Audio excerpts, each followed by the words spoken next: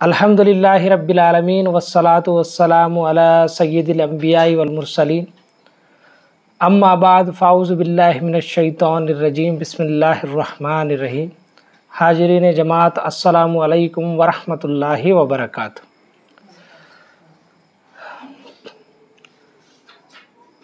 हर मुसलमान को ये मालूम है कि मुसलमान के ऊपर 5 वक्त की नमाज उसके ऊपर फ़र्ज़ की गई है।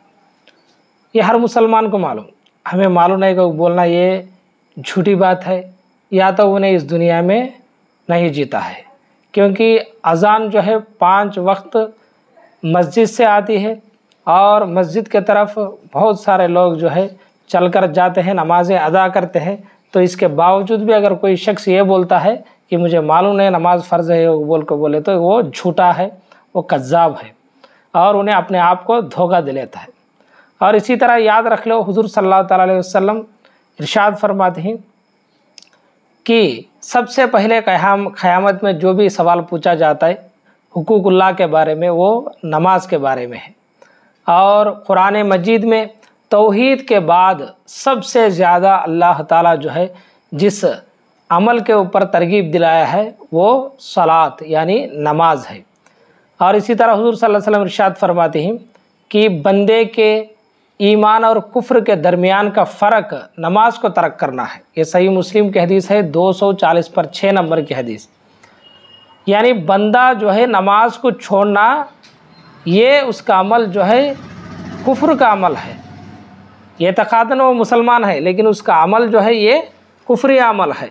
और ताबईन फरमाती हैं सहाबा इकराम के नज़दीक जो है नमाज को तर्क करने वाले को जो है मुनाफिक समझते थे। तिरमिज़ी शरीफ की हदीस है।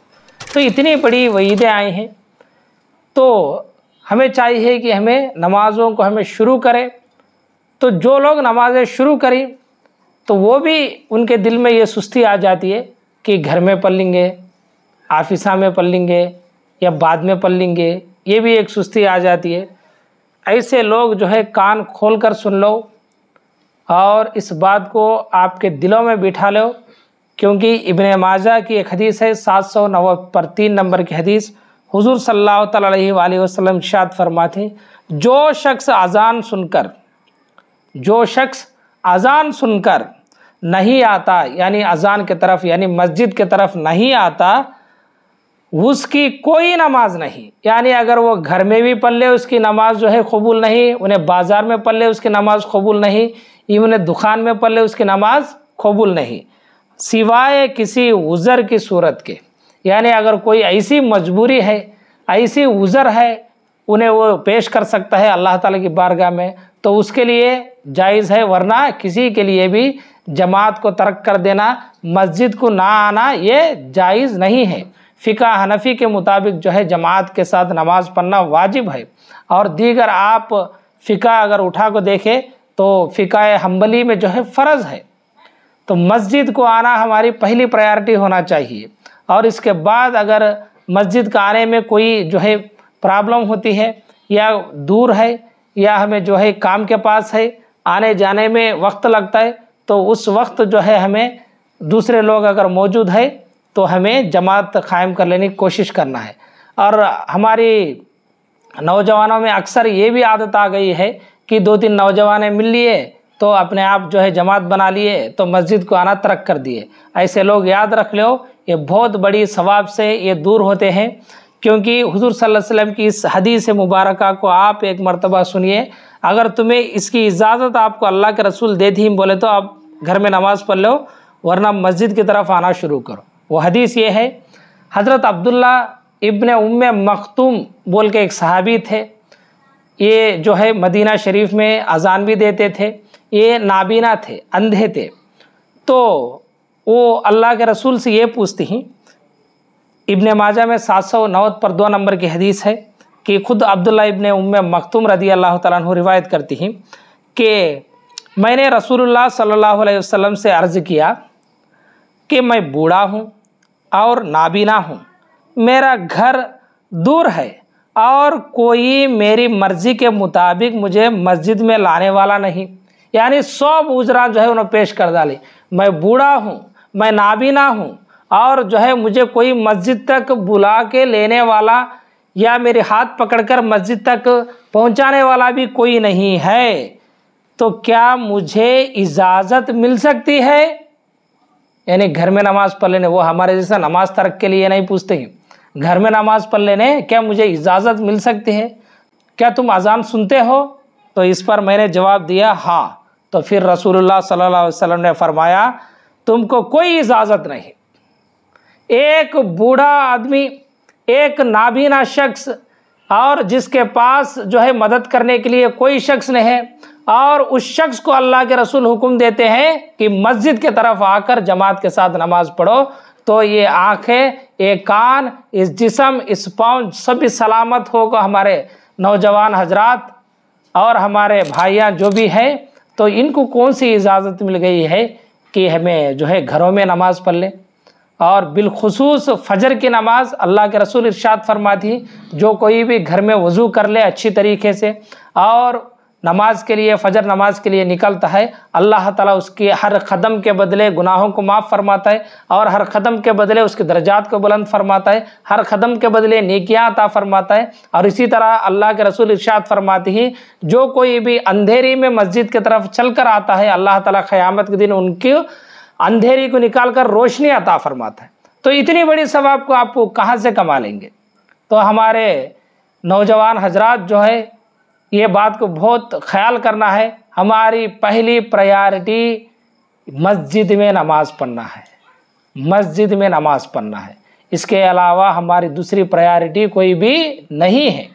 ہاں اگر کوئی کام کرتا ہے، شیڈ کے پاس ہے یا آفس میں ہے یا کوئی ملازم ہے یا اس کی مالک جو ہے اسے مسجد کو جانے کی اجازت نہیں دیتا ہے، تو وہاں پہ 2-3 جو لوگ ہیں مل کر نماز پڑھے تو اس میں کوئی حرج نہیں، پڑھ سکتے ہیں۔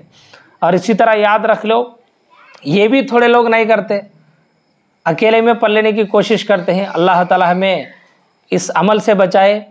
اللہ کے رسول ارشاد فرماتی ہیں کہ کسی بستی یا قریے میں 3 افراد ہیں، 3 لوگ مسلمان ہیں، 3 جنہیں بس، تو اگر وہ جماعت قائم نہ کرے، اللہ کے رسول ارشاد فرماتی ہیں، ابن ماجہ کے حدیث ہے، 3 لوگ ہیں بستی میں، وہ جماعت جو ہے قائم کرے نہیں، تو اللہ کے رسول ارشاد فرماتے ہیں ان کے اوپر شیطان مسلط ہو جاتا ہے، اور اللہ کے رسول فرماتے ہیں ان کو جو ہے ان کو وہ شیطان جو ہے غافل۔ عبداللہ بن عمر رضی اللہ تعالیٰ عنہ کی روایت ہے کہ انہوں نے نبی کریم صلی اللہ علیہ وسلم کو منبر کے اوپر یہ فرماتے ہوئے سنا کہ لوگوں کو جماعت ترک کرنے سے باز آنا چاہیے۔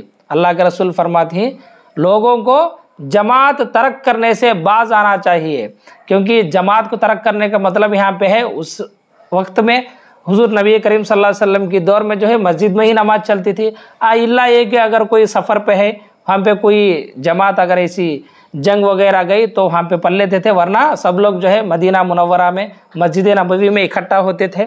تو اللہ کے رسول فرماتی ہیں لوگوں کو جو ہے جماعت کو ترک کرنا جو ہے اس سے باز آنا چاہیے، ورنہ اللہ کے رسول فرماتے ہیں اللہ تعالیٰ ان کے دلوں پر ضرور مہر لگا دے گا۔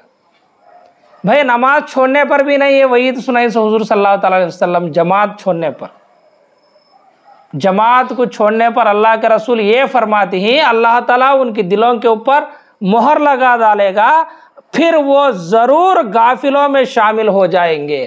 دیکھیے آپ جماعت کو جو بھی ترک کرتا ہے نہ اسے علم میں دلچسپی ہے، نہ اسے عمل میں دلچسپی ہے، نہ اس کے وقت میں برکت ہے، نہ اس کی کمائی میں برکت ہے، ایسا سست خور بن جاتا ہے، ایسا غفلت میں جو ہے بندہ مر جاتا ہے کہ باتا خانی میں بیٹھتا ہے اور چائے کی دکانوں کے پاس بیٹھتا ہے، بس اسے کوئی دین کی کام کرنا بولے تو ٹائم ہی نہیں، گپے مار لیتے بیٹھنے بہت زیادہ ٹائم ہوتا ہے، سیریلز دیکھنے ٹائم ہوتا ہے، اور جو ہے موویز دیکھنے ٹائم ہوتا ہے، دوستوں کے ساتھ شکار کرنے ٹائم ہوتا ہے، لیکن اس کی دین کی کام کرنے، علم سیکھ لینے، اس کے اوپر عمل کرنے ٹائم نہیں ملتا، کیونکہ اللہ تعالیٰ ایسے لوگوں کے اوپر مہر لگا ڈالے اور ان کو جو ہے اللہ تعالیٰ غافلوں میں سے بنا ڈالے۔ اب جو بندے کو اللہ تعالیٰ جو ہے غفلت میں ڈال ڈالے اسے بچانے والا کون ہے؟ بھائی یہاں پہ نماز کو ترک کرنے والے کی بات نہیں ہے، جماعت کو ترک کرنے والوں کی بات ہے۔ صرف جماعت کو ترک کرنے والوں کے لیے یہ وعید ہے، تو نمازوں کو ترک کرنے والوں کے لیے ہمیں کیا بولے؟ اللہ تعالیٰ قرآن میں فرماتا ہے فویل للمصلین، ان نمازیوں کے لیے ویل نامی ایک جگہ ہے جہنم میں۔ کس کے لیے؟ جو نماز کے لیے سستی کرتی، جو نماز کے لیے دیر کرتی، جو نماز کو آنے میں جو ہے سستی کرتی، ان کے لیے جہنم میں جگہ ہے۔ تو اب نماز کو ترک کرنے والوں کے لیے ہمیں کیا بولے؟ جماعت کو ترک کرنے والوں کے لیے ہمیں کیا بولے؟ مسجد کو آنا چھوڑ ڈالنے والوں کے لیے ہمیں کیا بولے؟ اسی طرح یاد رکھ لو، حضور صلی اللہ تعالیٰ علیہ وآلہ وسلم ارشاد فرماتے ہیں کہ فجر اور عشاء جو ہے یہ ٹھنڈی وقت پڑھنے کی نمازیں ہیں۔ اللہ کے رسول ارشاد فرماتے ہیں، مشکات کی حدیث ہے کہ جو کوئی بھی ٹھنڈی وقتوں کی نماز ادا کرتا ہے اللہ تعالیٰ بے شک اسے جنت میں داخل فرمائے گا۔ تو اتنی بڑی اللہ کے رسول جو ہے اس کے اوپر ہمیں بشارت دیتی ہیں۔ اور اسی طرح حضور صلی اللہ تعالیٰ علیہ وآلہ وسلم فرماتی ہیں عشاء اور فجر میں جو بھی ثواب ہے اگر بندوں کو معلوم ہو تو انہیں اپنے رانوں کے بل گھسیٹتے ہوئے رینگتے ہوئے جو ہے مسجد کو آپ پہنچیں گے۔ یہاں پہ اللہ کے رسول ارشاد فرماتی ہیں وہ رینگتے ہوئے بھی مسجد کو آئیں گے۔ اللہ کے رسول جو ہے اپنے آخری دنوں میں حضرت علی رضی اللہ تعالیٰ عنہ اور حضرت غالباً زبیر رضی اللہ تعالیٰ عنہما دو جنین کے کندھوں کے اوپر ہاتھ ڈالتے ہوئے جو ہے ان کے سہارا لیتے ہوئے مسجد کو چل کر آتے تھے بیماری کی حالت میں۔ تو اس طرح کی تاکید ہے نماز کے بارے میں ہمیں، لیکن ہمیں جو ہے بہت غفلت اختیار کرتے ہیں۔ اور اسی طرح اور ایک حدیث سن لو، ابن ماجہ کی حدیث، اللہ کے رسول ارشاد فرماتے ہیں کہ میں ایک خیال کرتا ہوں کہ میں اقامت کہلواؤں اور کسی شخص کو جو ہے میں یہاں پہ امامت پر قائم کروں، اور میں جو بھی نماز کو یہاں پہ نہیں آتا ہے جماعت کے ساتھ ان کے گھروں کو جا کر آگ لگا دوں۔ اللہ اکبر کبیرہ، جو رحمت للعالمین ہے، جو شفیع المذنبین ہے، جو بندوں کے اوپر جو ہے اللہ کے بندوں کے اوپر رحم فرمانے والے، شفقت فرمانے والے ہمارے آقا، پیارے آقا محمد مصطفیٰ صلی اللہ تعالیٰ علیہ وآلہ وسلم یہ فرماتے ہیں جو کوئی بھی نماز کے لیے نہیں آتا ہے میں یہ خیال کرتا ہوں کہ ان کے گھروں کو آگ لگائے۔ اب رسول اللہ صلی اللہ علیہ وسلم کی زبان سے اگر ہمیں یہ بات سنی پھر بھی ہمارے گھروں میں ہمیں نیند آتی ہے، پھر بھی ہمارے بسترے جو ہے ہمارے لیے گرم ہو جاتی ہیں، تو یاد رکھ لو قیامت کے دن جس کی شفاعت ہمیں نصیب ہونا ہے ان کی زبان مبارک سے، ان کی مبارک زبان سے ہمیں بددعائیں لینا، ان کی مبارک زبان سے ہمیں وعیدیں ہمارے اوپر تھوپ لینا جو ہے یہ ہمیں جہنم کو لے جانے والا عمل جو ہے ظاہراً ایسا ہی دکھتا ہے ہم کو۔ تو لہٰذا ہمیں باز آنا چاہیے، جماعت کو ترک کرنے سے باز آنا چاہیے، مسجدوں کو نہ جانے سے باز آنا چاہیے۔